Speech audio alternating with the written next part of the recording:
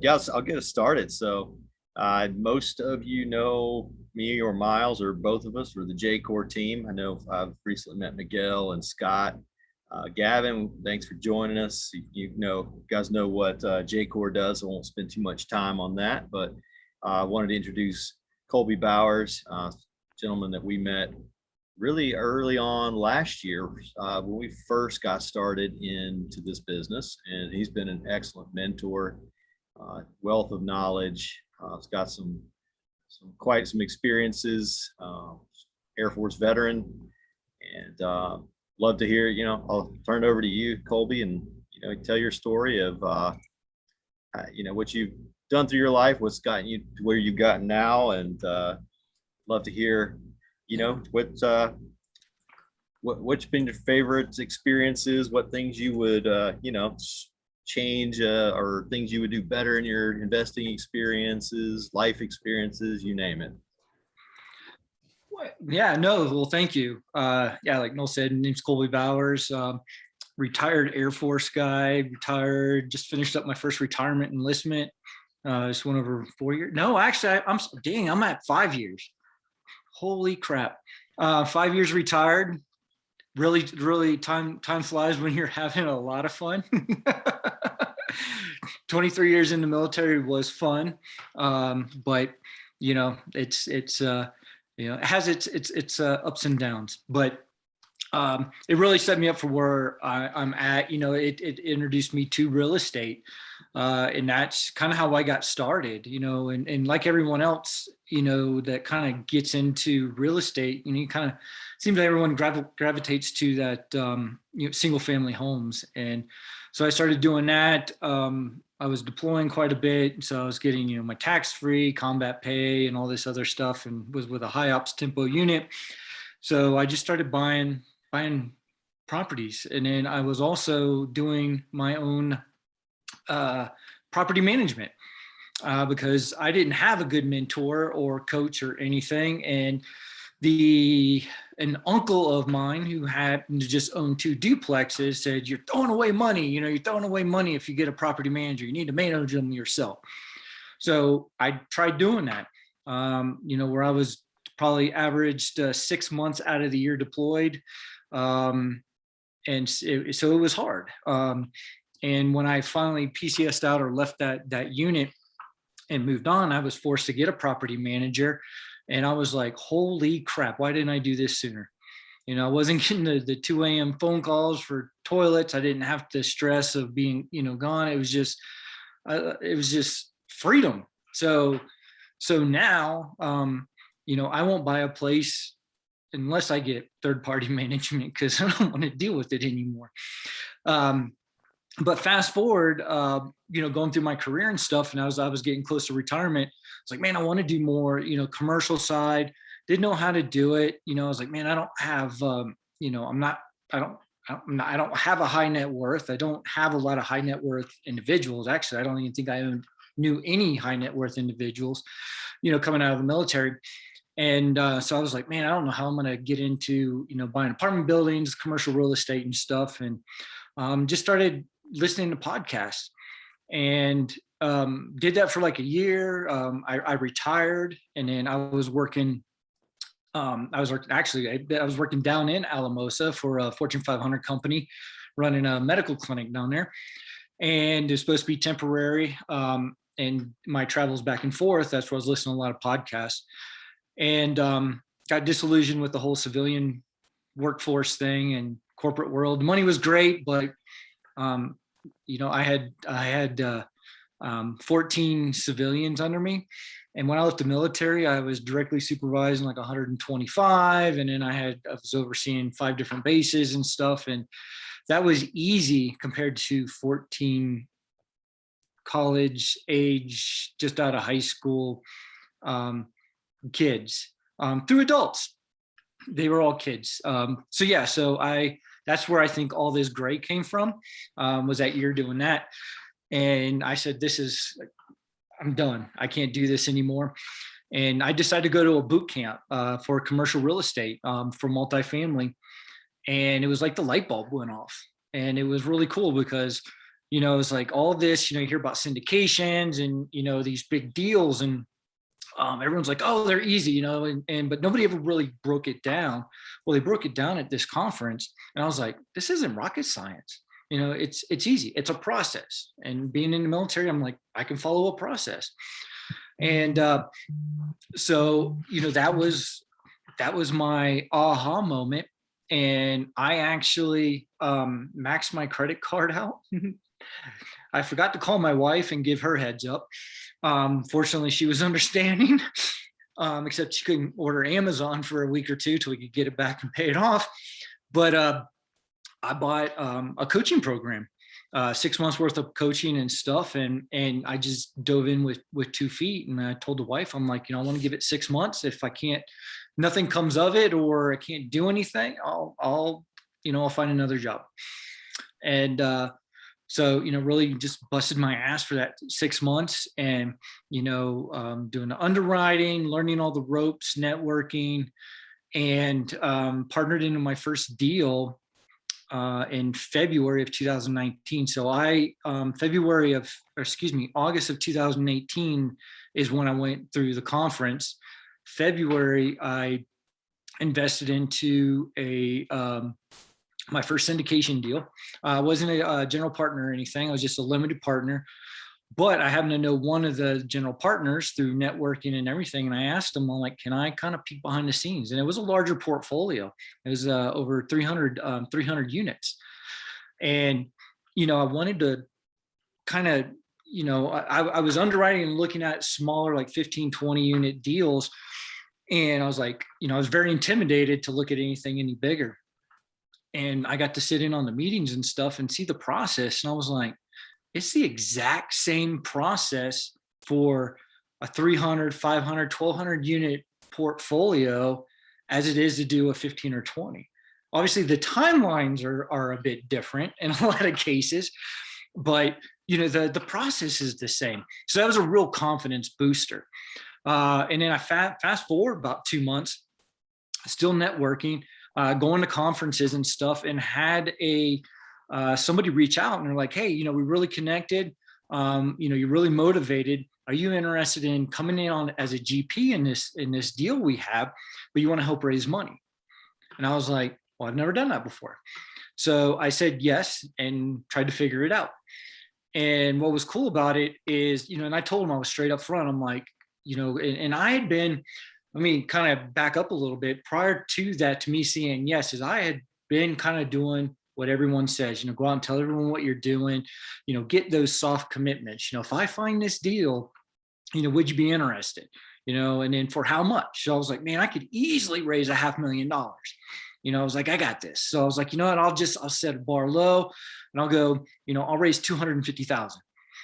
And and I said, but don't, I said, this is my first time, so don't count on my 250,000 to make or break this deal, please. Give me thank you for the opportunity, but I don't want this deal riding just in case. And so we raised $150,000. 100,000 of that is what my partner and I actually put into the deal. So technically I only raised 50,000. And it was a very humbling experience. I have like 0.045% of a GP. But I learned a lot. I learned that raising money is not as easy as everyone says. You always hear is, you got the deal, you find the deal, you'll find the money. Not in my case, it hasn't been that way. So obviously I had to kind of shift gears a little bit and focus on the investor networking and getting my name out there, and getting that resume built up as an actual operator. And that was, like I said, my first multifamily deal was in February 1st, wired the money over of 2019. And then we just closed on a deal this past July, put me at 642 doors. So just been going nonstop since then. and it's been an absolute ride, just kind of partnering with folks means, Noel and Miles and Abe, and other folks within this industry. It's been great. It's been now, my thing is, it's like I'm trying to build processes to keep the deal flow coming, because I have different partners in my team built up that, I know if I can find a deal, again, I'm still not strong at raising money. I can do it, but, I'm not as good as other people. But I've aligned myself, and that's what's great is like this 20 unit, we raised $500,000 in 48 hours. And that was just, I didn't have to raise any for that deal, but I brought in the right partners, and so that's key, I think, with growth and getting out there is partnering up, find somebody that has a little bit more knowledge or has a different way of looking at things, and, and you'll grow and then develop those processes. So that's how I got to where I am. And like I mentioned, we thought we were going to set roots here in Steamboat Springs, Colorado. Been out here a little over 2 years. We bought property. It went from $350 a square foot to build a new home to a couple months ago, it was $900 a square foot in a 3-year waiting period. 2 years, it's tripled in price. So we're like, well, we're not doing this. So we're moving to Montana. It's about $250 to $300 a square foot. We're more remote, which I'm absolutely in love with. I can go fishing, hunting, hiking, camping, whatever, right outside. So and then I'm not far from an airport, so I can go and visit my markets, and I have cell phone and internet signal. So I invest where my wife tells me, and excuse me, I live where my wife tells me, and I invest where the market makes sense for me. Yeah, that's awesome. So tell us more on, more about what you did in the military, and how your growth and everything through the military, and how that benefited you now in real estate. Yeah, no, I think being in the military, and especially retiring, spending 23 years, I worked with I was a medic, but I didn't stay my whole career working in the hospital. I was fortunate enough to work with a line unit for literally for 11 years. So over half my career at that point. Went to Army Airborne School. I was deployed, weapons trained. I was a combat medic for a little specialized Air Force unit out of South Georgia, and just deployed. We weren't special forces or anything. You were with the security forces, right? Yeah. Yep. Security forces that didn't man the gate. Yeah, they didn't man the gates. They trained for just like the Army. So we would get up and as a squadron. So basically like a company or a battalion, or I don't remember what the whole thing, but we would be about 150 to 200 of us would get up. We had all of our AFSCs or MOSs where, we could pick up and go land somewhere, and we were self-sufficient. And the benefit of that, is we trained like we fought, and then we fought together. So it's, the normal Air Forces, they just kind of pick you from about 50 different bases, throw you together, shake you up for about 3 weeks worth of training, and go. So, that was the luxury of this. Where were you at in Georgia? I can't believe we've never talked about this. What Moody, base were you right? at? I was down at Moody, so Valdosta, Georgia, 25 minutes north of the Florida line. So. Yeah, I know. Was it? I just remember the security forces squadron. There's an 840th or something like that. 820th was the big 820th. group. Yeah, and then they had 3 squadrons attached. So so I started my career enlisted security forces, 99 to 05. Yeah. Yeah. So no, it was awesome. I got to jump out of airplanes and realize that, dumb people and birds are the only thing that should jump out of, be in the And I know you skydive, but it's totally different. It is 100% static line. I will never do that again. No, it's no. You skydive? I do. We'll talk about it later. He does a real skydiving. Like he's stacking up and doing all this other fun stuff. Like I got 24 jumps right before I got my A license in 2008, right before I left for my first tour to Afghanistan, and I never got back to it. I Oh mowed man. I mowed through Benning, and I was in Augusta as a as a dirty civvy contractor for Booz Okay. Allen.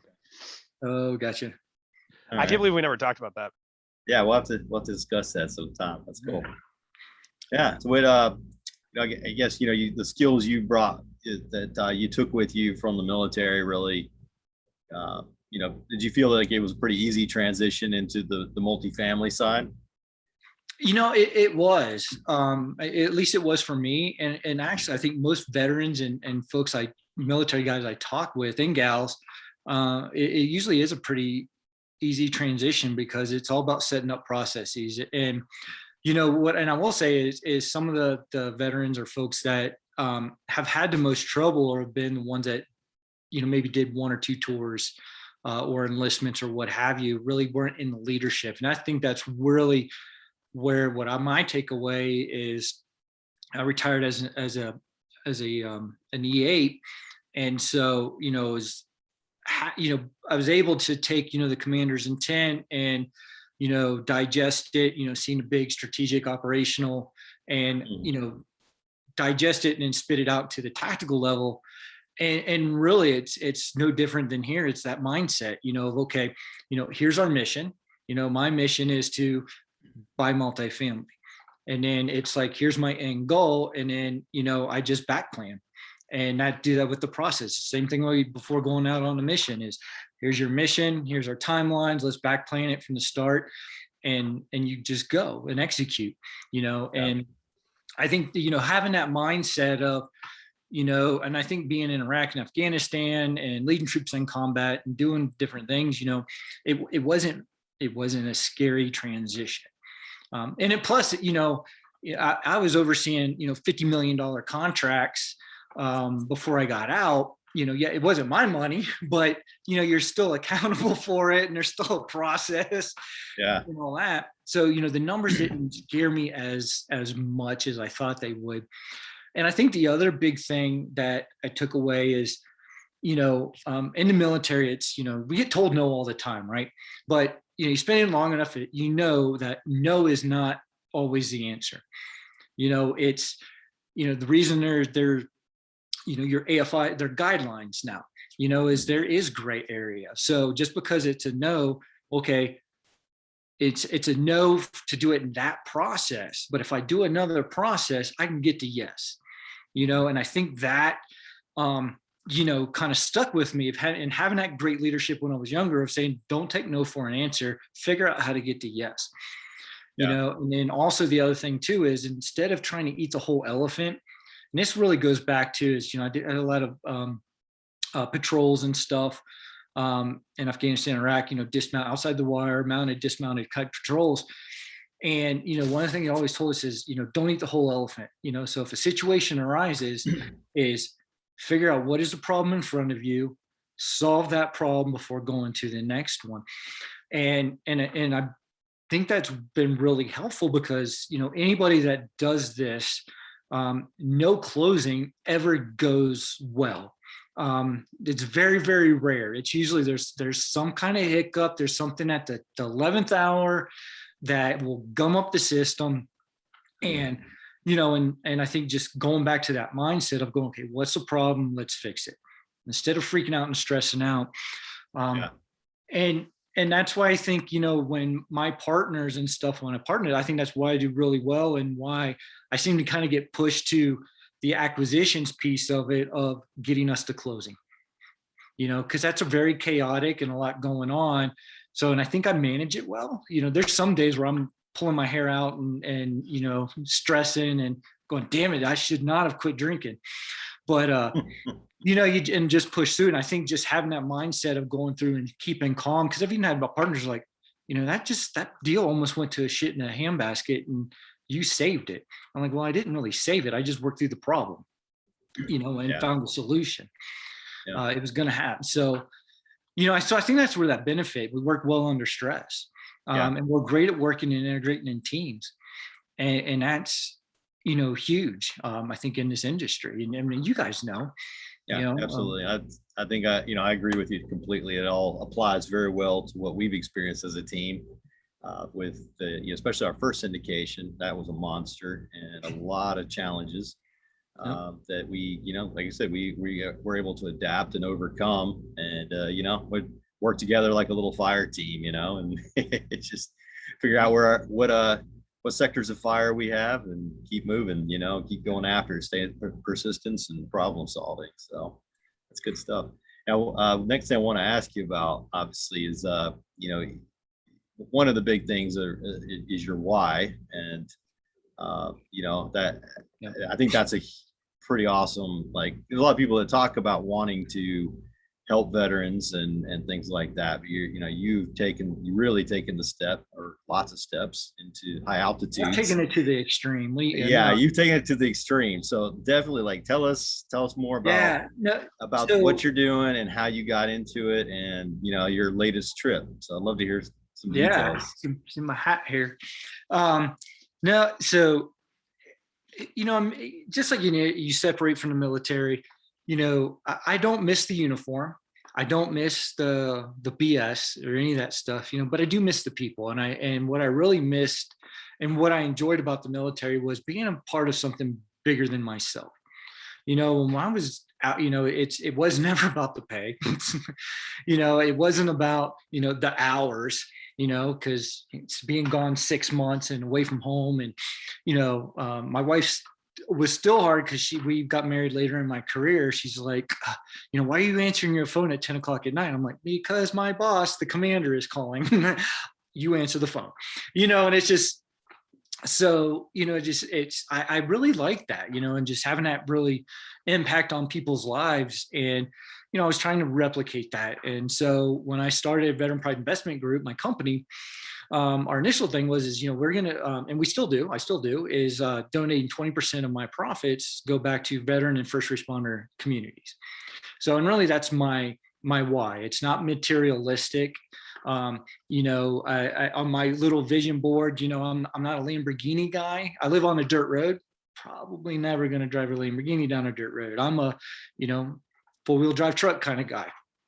Plus, my wife would probably kill me if I tried to put an elk or something in the back of a Lamborghini. It just wouldn't, it doesn't work, or smell like fish. But so my thing's never been materialistic. It's always about, kind of giving back and helping them, just being a good person. And that wasn't going fast enough. I couldn't grow my business quick enough and that 20% just wasn't helping as many people as I wanted to. And so my wife and I started talking, and, we hatched this wild ass plan of, we're going to start our own nonprofit.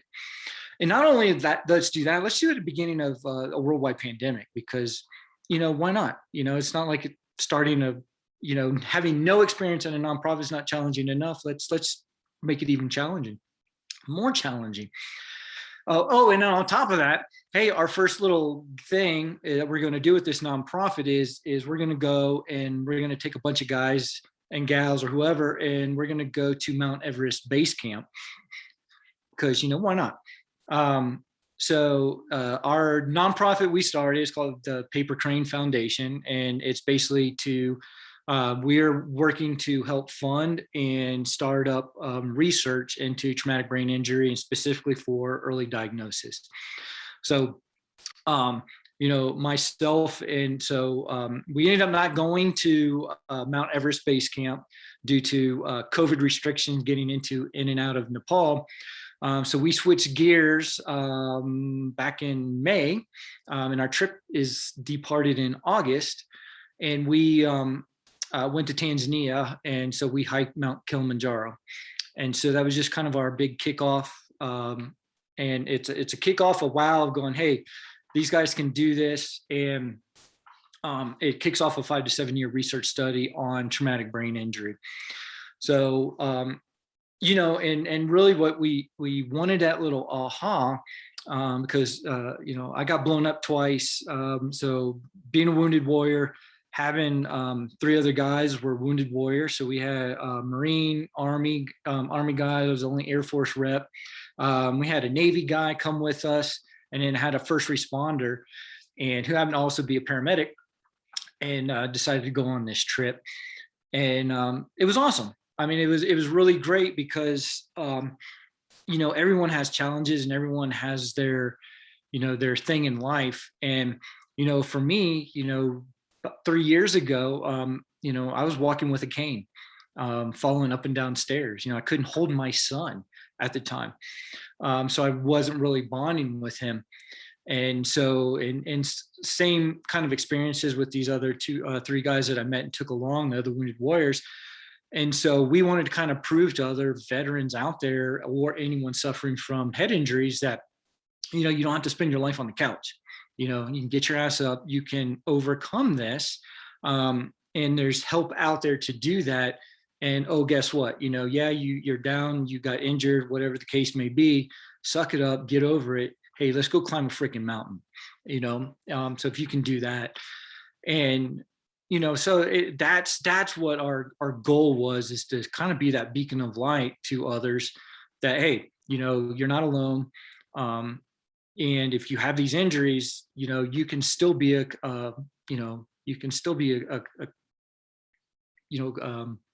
contributing member to society. So that's my motivation. And put that trip on in about 3.5 months once we changed gears.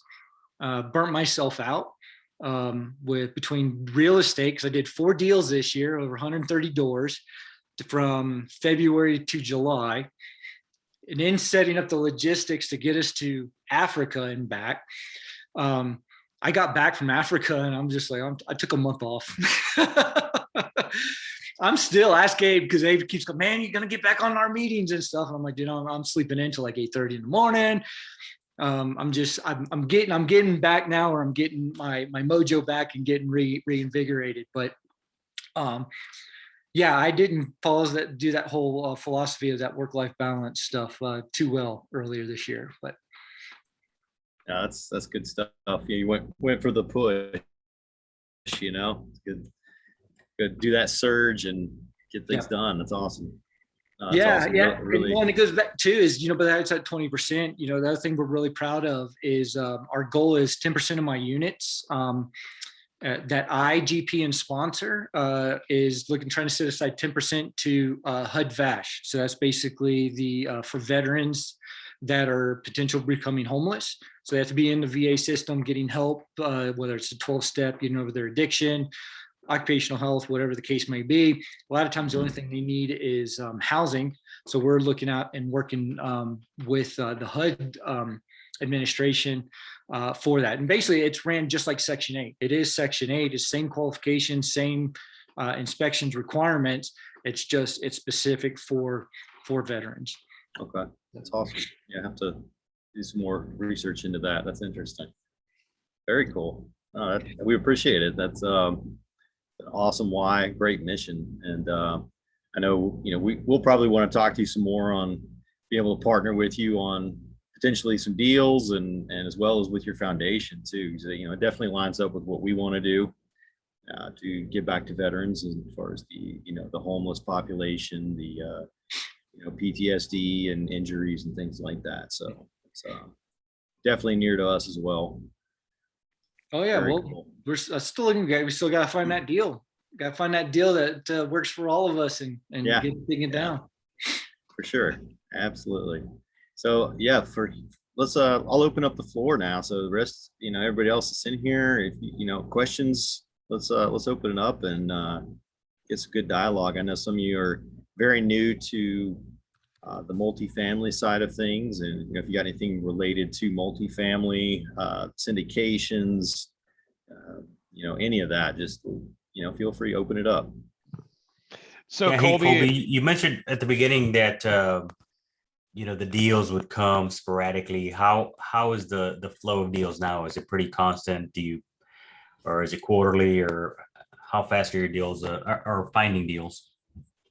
So I switched gears last year when COVID kicked off and we went into lockdown. I was still getting a lot of broker deals, and previous to pre-COVID, I was trying, doing the whole broker thing. I'd done some mailers and stuff, but I was still getting a lot of way overpriced. I still get way overpriced stuff. The expectation from sellers and stuff right now is ridiculous.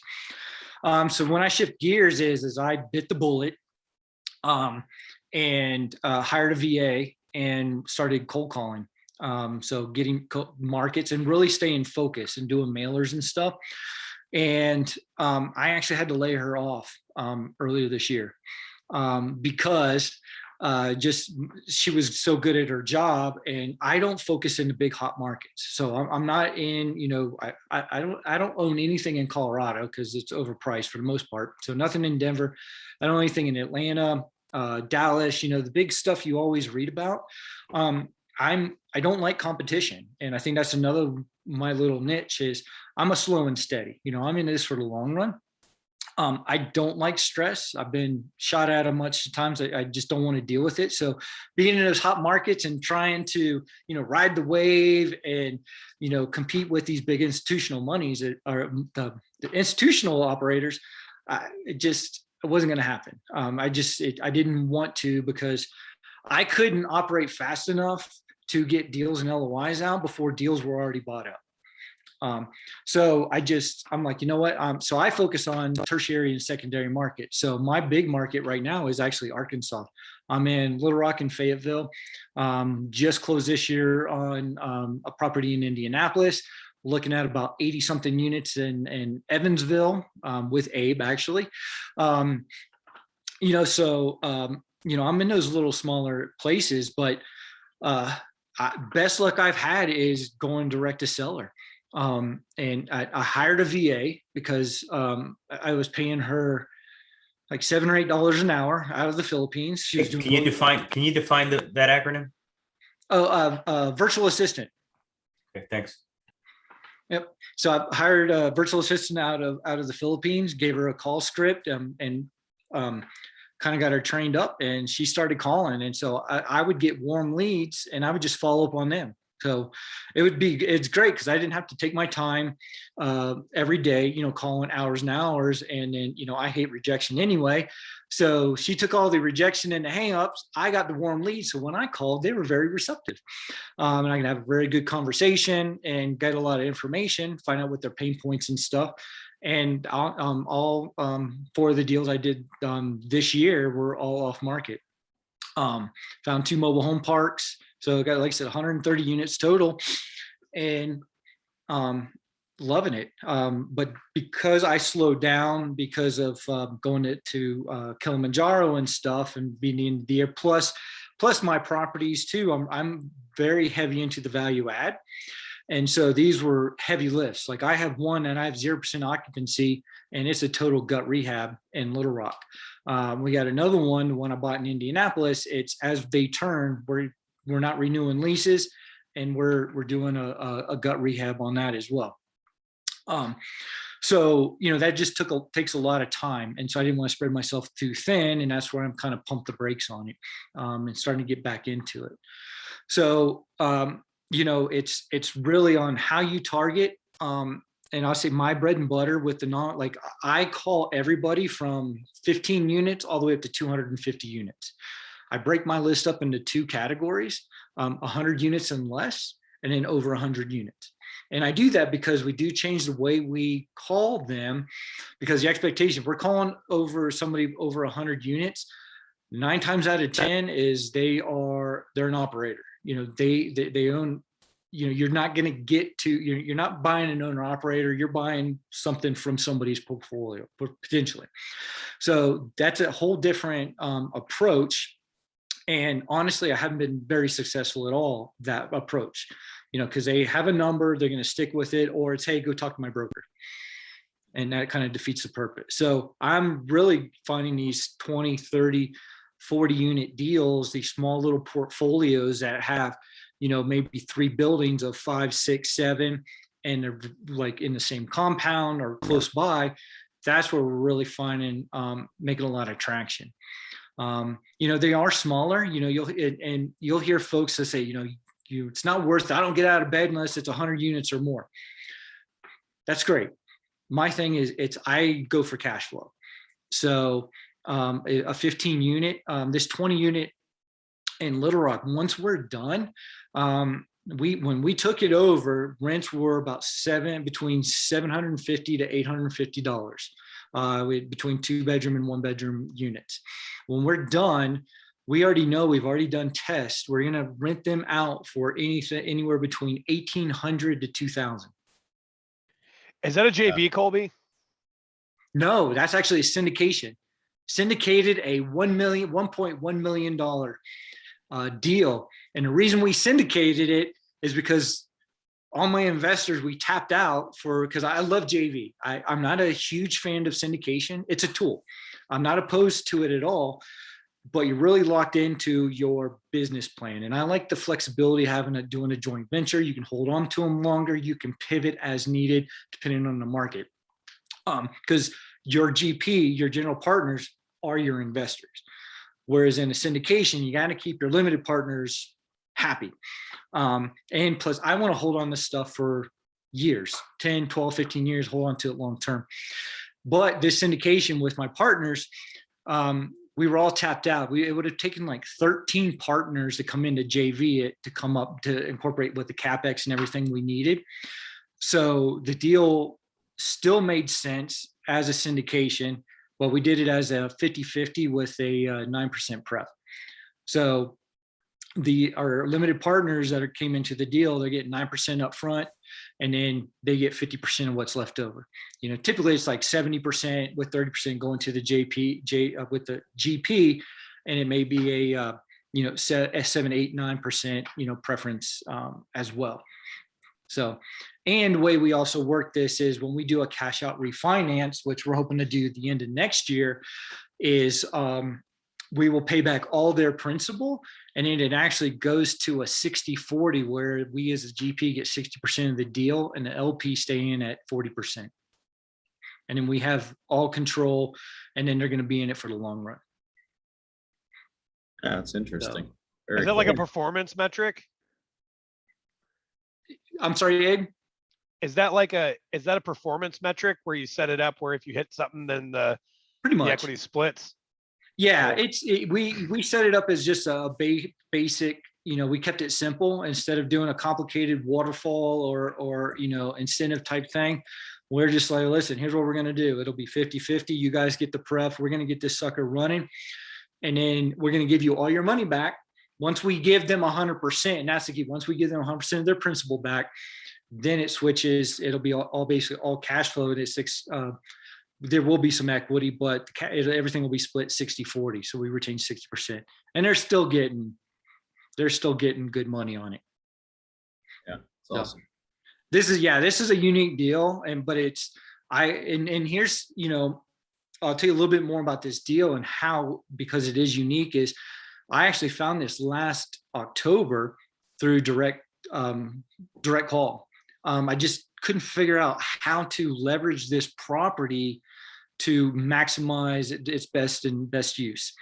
And until I met, so I just sat on it, told the owner, I'm like, we're interested, but I'll get back with you first of the year. We didn't set up anything, and they weren't in a rush to sell it anyway. And I just so happened to come up, network with another investor, and just started talking. And this type of property, just where its location is like they've done multiple of these deals. And so I'm like, let me run this by you. I'm like, I know it has potential. Its location is phenomenal. There is no other multifamily apartment complex within a mile of this. It's the largest hospital in Little Rock. And there's actually 3 major hospitals we're right across the street from. And I'm like, I don't know how to maximize it. And they looked at it and they're like, oh my God. It was just one of those where it's like, give him what he wants. And I'm like, oh, hold on. So we negotiated and he wanted 1.6. We ended up getting 1.1, paying 1.1. Just did song and dance negotiation. And then lending was awesome because it is recourse, even for syndication, but we've got all the 100% of the construction costs are rolled into the deal.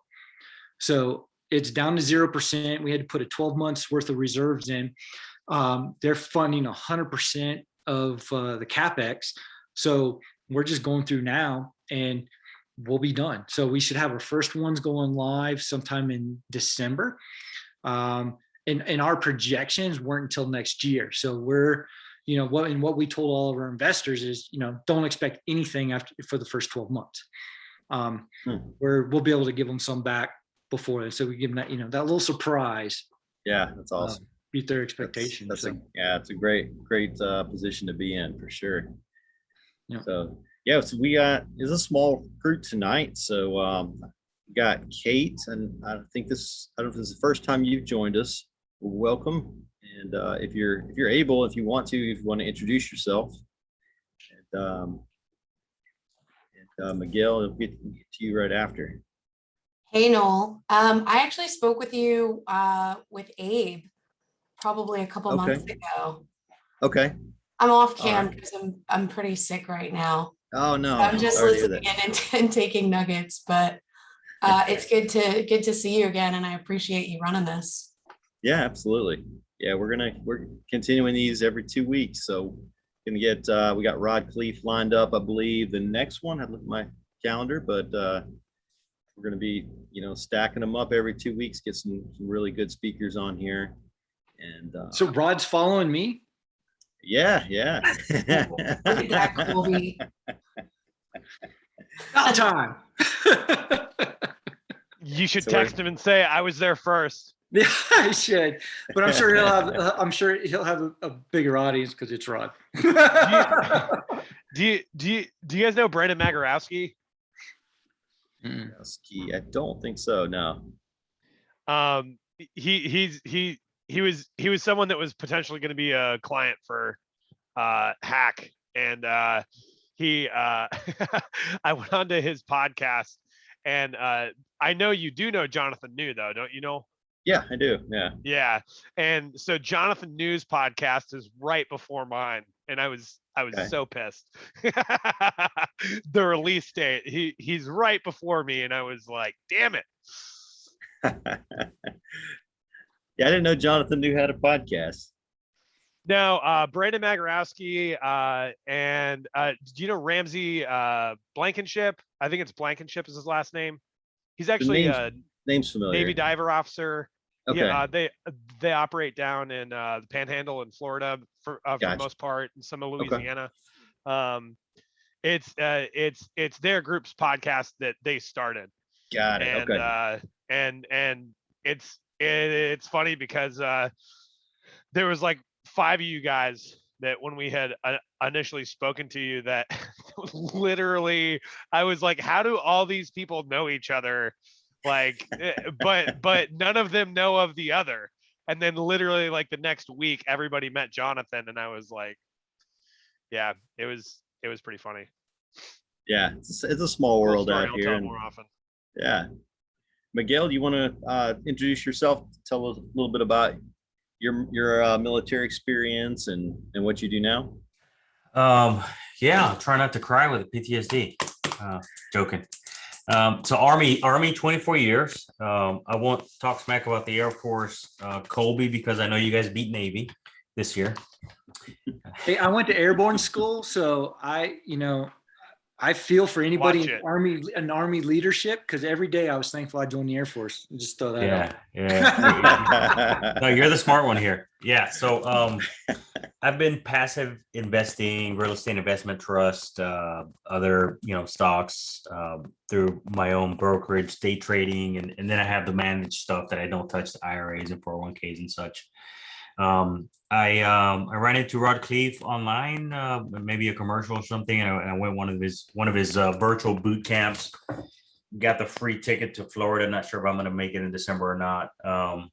Oh man, you got to make it out there in the growth, and I think that's my my hook to multifamily. My sister does her own, but she's actually a contract builder, so she owns the land, sells the land with the right to build on it, and now she's into duplex. So I got her going into the Rod Cleef's virtual boot camp, and she's doing duplexes, but she doesn't want to do I mean, she's doing duplexes, but like multiple units, right? Like 4 or 5 or 6 or 8 because she's a builder. But she didn't want to go into like this, 10 unit, 40 unit venture, which interests me. So I'm here still learning about it. Met Noel, and giving me bits of wisdom here and there, and then learning from you as well, Colby, on here. So that's kind of my entry to this, and a little bit about myself in 24-year Army. Nice. Where are you at right now? One more time. Where do you live? Yeah, so I live in the DC metro area, Washington, DC. So it's northern Virginia. So I'm considered the metro area. I work for Deloitte Consulting. Okay. Yeah, so I do that. Pretty good salary, but it doesn't interest me. And at this point I'm comfortable. It's free money. It's more than enough. But yeah, I like to work for myself, and I like this versus getting a franchise or something like that. Yeah.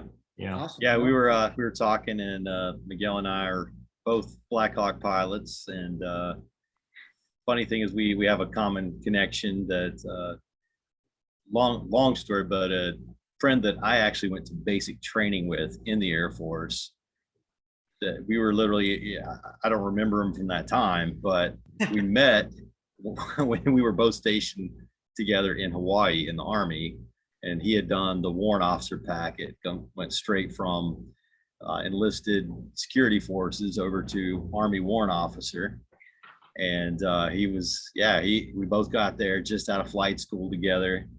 And not long after we were stationed together, I guess is when, he went over to Virginia, was stationed with Miguel. So that's where they met. So it's a small world. Yeah. Well, hopefully, Miguel, you hopefully make it down. I mean, it'd be great to meet you in person, because I'll be at Rod's event there in December. So we're trying to get the whole J-Corps team. We'll see if the military will let Miles go. But we got the Marines. Sorry. The Marines are keeping him hostage there at Quantico. Colby, I got a question for what did you call it? Veteran Pride Investment Group. Yes. Yeah. Is that would that be considered a competitor to J-Corps, or is that similar, or you guys just kind of go different directions, or do you do the same business and potentially partner? Yeah, we do. Yeah, that's basically it. We don't consider ourselves competitors. It's. So in any of my markets, I tell people this all the time. Hey, I see you laughing, Abe. I'm a newbie, man. These are newbie questions, right? No, it is the best question on the planet, because the answer is yes and no, and it entirely depends. But he's looking for properties that are not in our market. Yeah. So here's the thing. Noel, if I sign up to Colby's website, are you going to get offended? That's No, not at all. Like. So here's what I tell I get to ask this quite a bit, and what I tell folks is I don't look at even people in my market. There's other warriors at a Rod's events, and the local folks, is because what I look for in a deal is going to be different than what Noel and Miles and Abe and anyone else, right? Because I know what my investors, what my comfort level is. Now, where's there going to be some overlap? Absolutely. What I also say is I don't look at anyone in my markets as a competitor. I look at them as future partners. So that's just I don't want to say it's abundance mindset, but because I don't care what Noel does in my market. You know what I mean? I want him and Miles and the team to do great. I'm invested in their success, but yeah, it's I couldn't even tell you most of my competitors, unless they're warriors, that's in my group, because I don't care. My success, I don't compare it to their success or what they're doing. I just have, my goals are, I want X number of cash each year. Here's, I don't even count in number of doors anymore. I only repeat. I don't even know if I have 642. That's just a number I came out of my head because I think I'm close. I don't care about doors anymore, because my thing is, what is my cash flow? That's because that's what allows me to go spend 3 weeks in Tanzania working on my nonprofit. That's what allows me to keep my wife happy, and go on trips and hopefully go to Austria and all this other stuff, right? So, just a different perspective is, I don't care, and I think that's the safest way to go is, yeah. And honestly, I mean, that's the truth of it, is like, hey, I know we spoke, Miguel and I, and he was looking to put some money into a deal, and we had just oversubscribed our one that we're about to close. So I told him, hey, our window's closed right now, but he's definitely wanting to find a place to put in a good investment. So, absolutely, I think if Colby, if you got a good deal coming up and it's a good match, like I encourage it, because I want you to start growing that money and not have it sitting in your bank account, and it needs, obviously, I wanted to be with obviously a good team that can be trusted, which Colby is. He's one of those sponsors that will make it happen. So that it's not, like I said, it's not a competition. We don't get butthurt over that type of thing. No. Miguel, I wasn't laughing at you. Just for the record, I remember asking the exact same question, because especially in single family, you almost have to be in the backyard.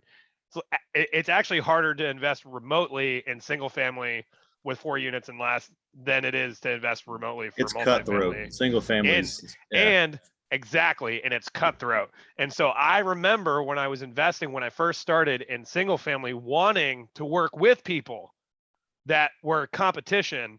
And I remember being met, and I'm a 21-year-old kid in Hawaii, where it was already absolutely insanely cutthroat.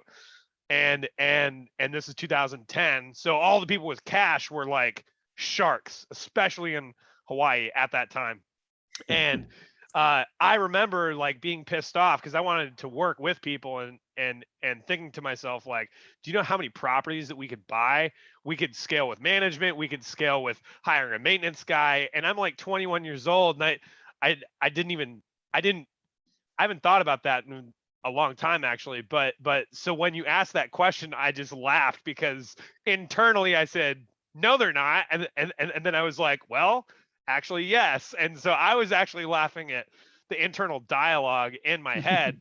and it's the thing with multifamily, and like we're running into it in Evansville right now, in Indiana, is that there are people that do come out of the woodwork who are BP oil execs, or they work at Deloitte and they're a partner. And so like they just got cash, and they're like, all right, cash on cash, 10%.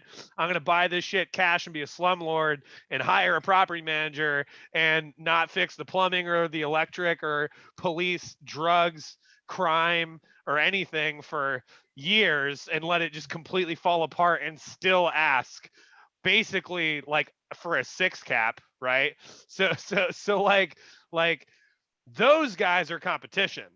Those guys are competition because they don't want to play with other people. They don't want to learn. They're not looking at it from a long-term perspective. They're not looking at it as wanting to help the community. They're not looking at it as trying to provide a service.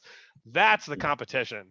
The people that are learning it properly and with ethics, and that go to Rod Cleef's boot camp, right? Rod Cleef's boot camp taught me a lot of what I know, right? And so like, so I wasn't laughing at you. I just wanted to be very, very clear. I wasn't laughing at you. I'm just right. laughing because that question I don't know about you all. Intuitive. Yeah.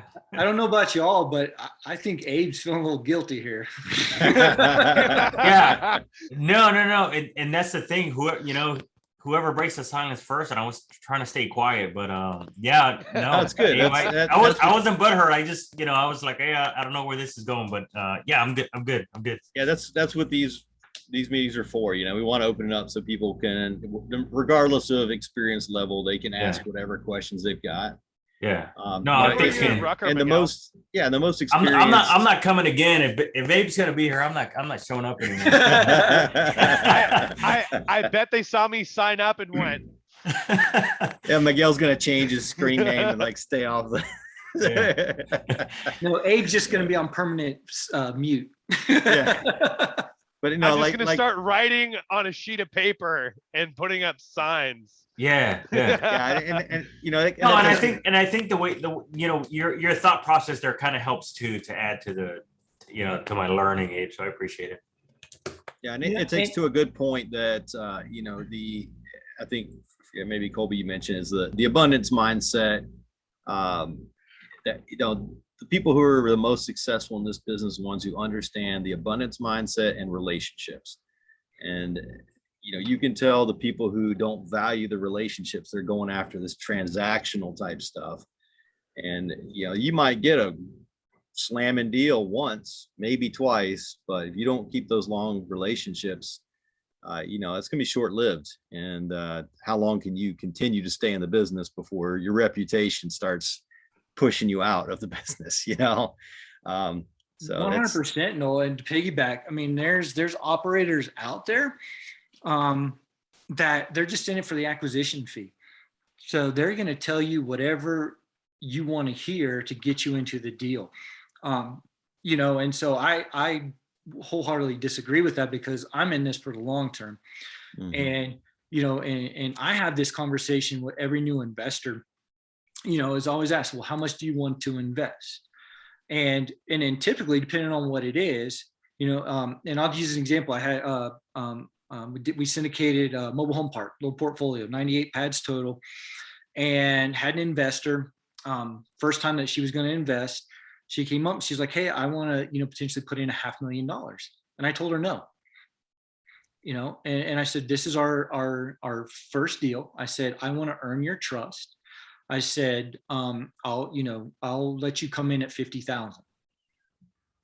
I said, keep your other money. And I told her, I said, I can direct you to a few other operators that maybe have some deals going on, spread your money out. I said, but I want to earn your trust. And then now maybe the next deal, I'll take your, the rest of your 450. I said, but this first one, let's date, and then I've also, and especially when it comes to like veterans and first responders, because I almost want to try to cater to our brothers and sisters and those folks, because it is hard, right? Because we're not high net worth individuals. You're not a firefighter, paramedic, police officer for the paycheck. You're in it for that service before self type deal. So, and there's not a lot of opportunities for us, our brothers and sisters, to get into this type of investing. So, I've even sent people, I've talked to a couple of veterans, and I'm like, you got 10,000? I'll take your 10,000. Instead of 50 or 25.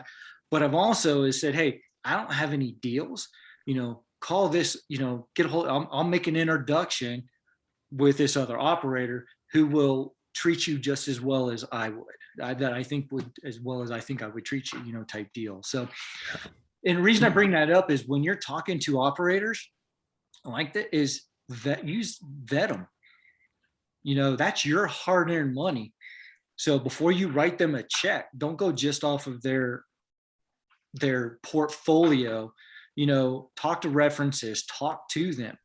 If they're not willing to answer or are forthcoming, transparent of what they're going to do with your money, how much they're going to put in, I'd walk away.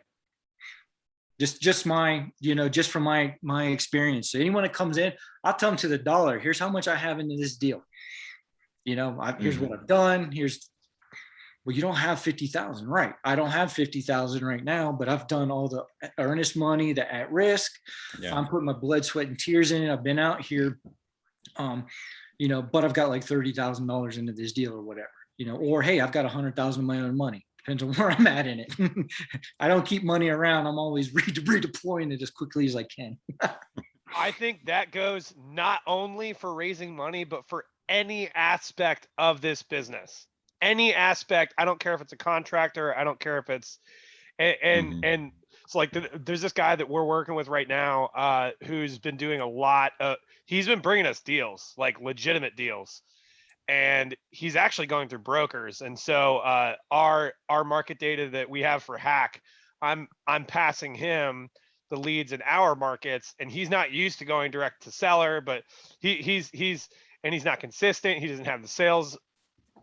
He has sales acumen, but he's never worked, blah, blah, blah. Right. But so like when I first met him, because there was something in it for him, every conversation we had, it was like, he would answer the phone when I called at any time, day or night. Right. And then as soon as I was like, cool, why don't we just set up regular meetings? And this is the military part of me. I just talked to Colby about this. The military part of me is like, this motherfucker has never, excuse my French, but he has never been on time for a meeting that we've had. And they're consistently scheduled the same days of the week, the same times. And it's like, so he's not making money off of you right now. What? And then sure enough, he puts out 2 more LOIs. He needs earnest money. He's ready to get into contract. He needs a signature, and now he's answering every call that I make. I could call him right now, and he would pick up. And anyway, but so that's like, I think the harder part is understanding the motivation of the other person that you are partnering with. I think that underlies. So the woman with the $500,000, right? You want to earn her trust, but what's her motivation? She just wants to fucking go. She wants to go. She's ready, right? And I also bet you that when you said, nah, I don't want 500, only give me 50, she probably calls you 5 times a week asking for more deals, doesn't she? Pretty much. And here's the thing too is, you know, because she wants to learn this as well. So she kind of want to be like, can I be part of these deals? And I'm like, well, I said, yes and no. I'm like, you know, I'm not going to make you officially part of it, but I'm like, if you invest, if you want to sit in on meetings, you know, whatever. And like, she's like, I've made some introductions instead of just telling, like, I've gone out of my way and like done, you know, email introductions, and it just blows her mind. She just is like, she loves me. She's like, Colby, when is your next deal? I want to invest with you. She's like, you go above and beyond. Like, you're very open. Like, when you say you're going to get back to me, you get back to me. You know, you're you know, you make personal invitations or introductions. You just don't pass off people's stuff. You know, you make those warm handoffs. So I think just in that, what takes 30 seconds of my time. Hey, so-and-so meet so-and-so. You think you guys would be a good fit? You guys should talk. Take it from here. You know, so. Would she be good for an 8-pref on a 400K EMD on a $1.5 million deal in Evansville, Indiana? She's one of the first people I'm planning on calling. And here's the thing is, she's got 3 other good friends of hers that she brings to her meetings that I have with her, who want to also invest. So yeah, so nice. I mean, it's just small stuff like that. It's just being open and transparent. You know, and she vetted the hell out of me for sure. She was asking a shit ton of questions when we first got on the phone. That's good. I've heard a couple of mentions here on partners and GPs. I imagine your teams are small. What's an appropriate size, and what's too big of a team to actually do the deals? I guess general partners, what you call them. What gets the deal done? I always operate what gets us to yes. Yeah, everybody brings different skills to the table. You may bring in several people to do capital raise if it's a really big deal. But you generally, I would say you probably wouldn't want to have more than 5, 6. You know, once you start getting up significant, like 6, if you get to 6 or 7, that's pushing it. And, you know, there's not a lot of meat to go around with that many people in a GP. Especially with the syndication. Yeah, with the syndication, yeah. Syndication, but syndication, you'll typically keep it a little bit smaller. A JV is like, I just as a general guy, I say whatever, because you might have to bring on 2 sponsors, so they meet the equity or the requirement to do a $20 million deal. And if you do the signing on a loan, who does that? The GP or everybody? It can be every person. I mean, it definitely will be the key sponsor, the one who brings the most, you know, net worth, experience, all of that. They'll have to be the primary signer on that loan.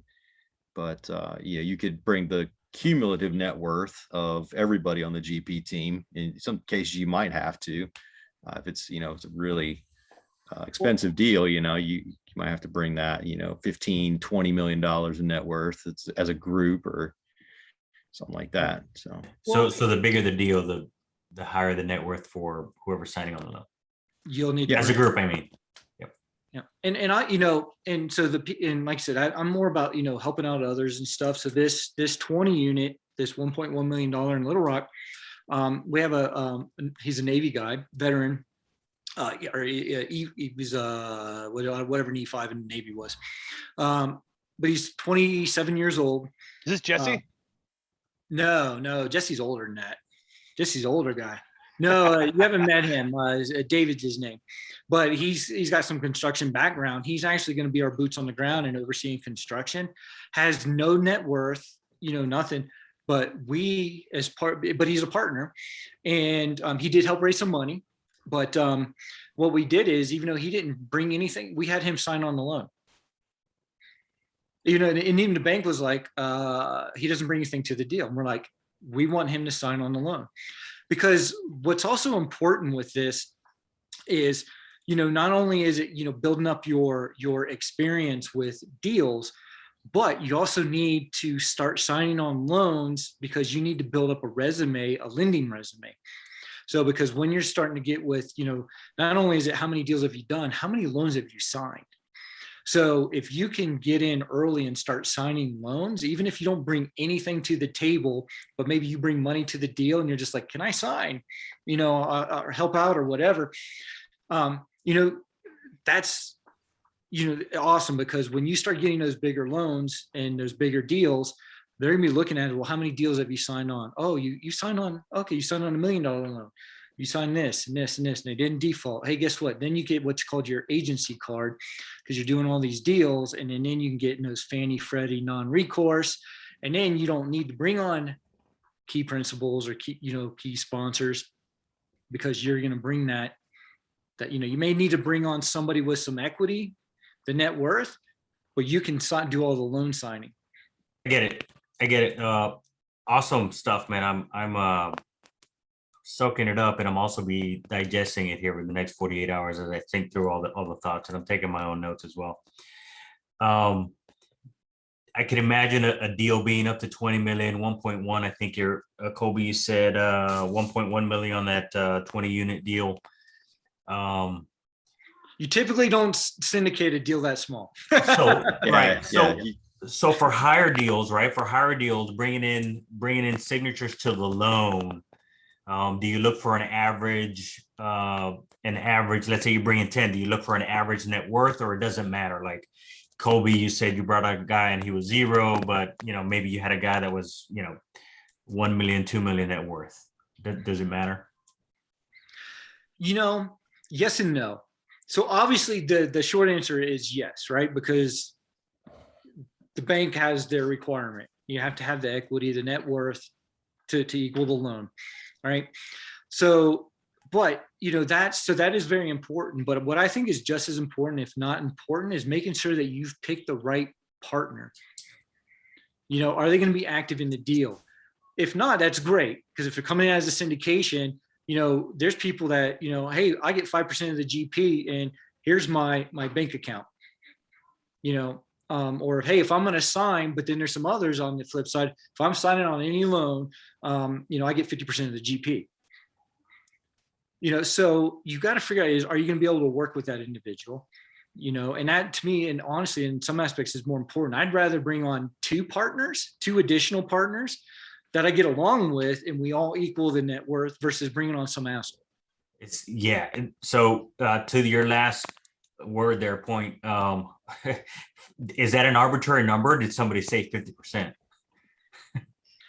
No, somebody said I want 50%. Yeah. There's people that are like, hey, I'll come on to this deal. I don't know anything about it, but it just sounds absurd. But anyway. Yeah, that's that big a chunk of GP is significant. Like that, they would have to be running a lot of the deal. If it's your very first deal, you may have to. You guys know who Joe Fairless is? I know Rod is. Rod's about 50%. They do 50-50. They take over, and I think that's how they set up their syndications with the LPs. But but he did evidently, so he can do whatever the hell he wants to. Yeah, I mean, generally, when you're starting out, you got to be willing to take small portions, and that's fine because you're learning. It's more about the experience and the learning lessons. So but generally, once you're if you're playing a significant portion of the capital raise or investor relations, signing on the loan, things like that, you could expect to see 15% is pretty, 15, 20% is a good size. But starting out, you may take like a 5% piece of GP, and that's fine. It's just. I have a question for you guys, for like everybody, I guess, and Colby and Noel probably more so. And actually for Miguel too, honestly, the most frustrating part for me when I went through podcast hell, right? I listened to every single Michael Blanc podcast in like a month and a half, and then finally jumped onto Rod Khleif, and I was like, oh wow, like I've already heard this, but Rod Khleif is a little bit more engaging or whatever, right? But so when I jumped on, there's pieces, and I rant about this on the podcast with Brandon Magarowski, actually. But one of the things that's most frustrating about when I was first getting started was even like, nobody can say, well, roughly 5, 10, 15, 20, 50. Like when I found out that the standard LP split in the market right now is an 8 pref with a 70-30, I was like, oh, that's awesome. So we still get 70% of the equity. Joke's on me. We only get 30%, and you're splitting that with your group. So like the most frustrating part and the hardest part, and like it's the hardest conversation. It's the most uncomfortable conversation to have with people that you're going into business with, and you don't want to have it first, right? Like I don't think any of the people that I work with, we've still never negotiated any percentages until we're about to close. Cause it's like, it's the mission. Let's get the deal done. And then we'll see and we'll analyze and we'll be fair. And if we have any kind of trust, if you fuck me over on this deal, guess what? I'm never going to do another deal with you again. And that's the thing. Like once you get that experience, like for us, our guys, our team is, we're all focused, like you said, get under contract, get the due diligence done. All right, now we're cruising. Now we can focus on the capital raise.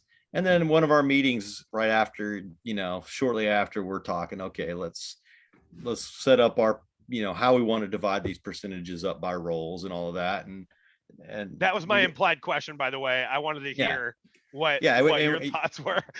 We basically, we have a general guideline that we go by and break it down, like capital raises 30% of the deal, and then depending on how much of the capital you raised determines how much of that 30% you get as a GP.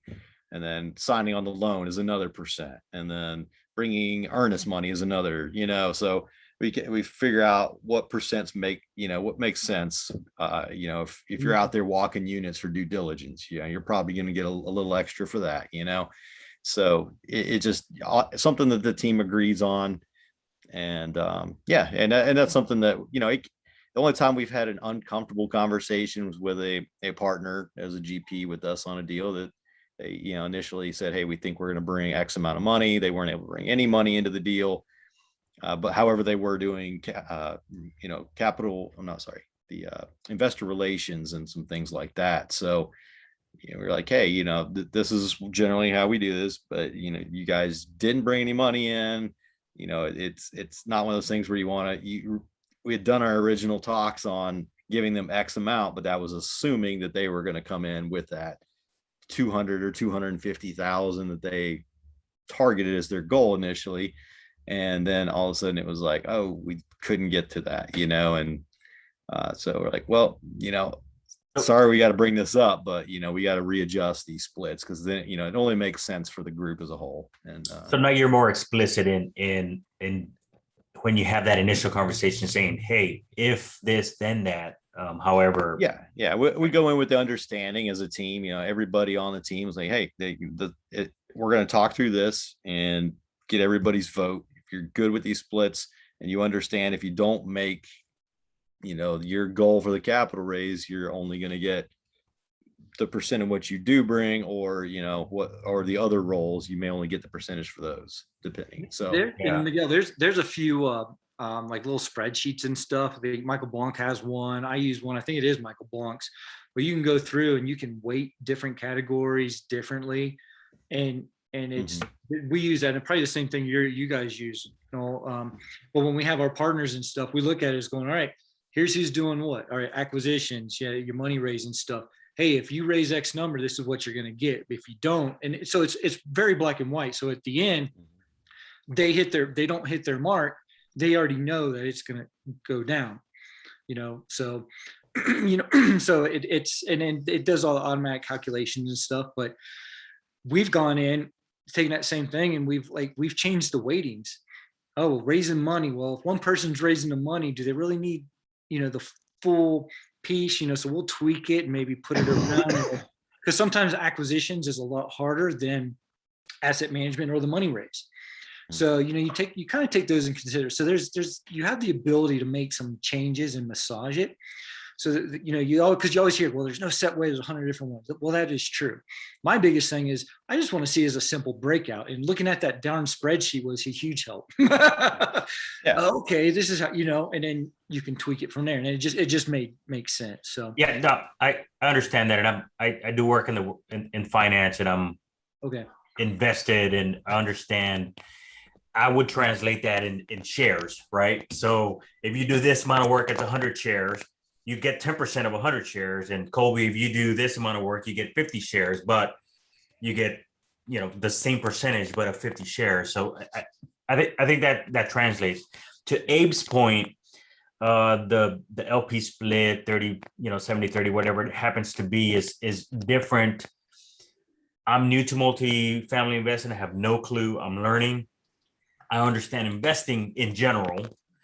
So I do understand, the caveat there, the fine print that, nothing's guaranteed, and future performance can be, calculated based on past performance, blah, blah, blah, all that stuff, right? I understand that. But when we talk about people's money, when I talk to potential investors in the finance world about their money, it's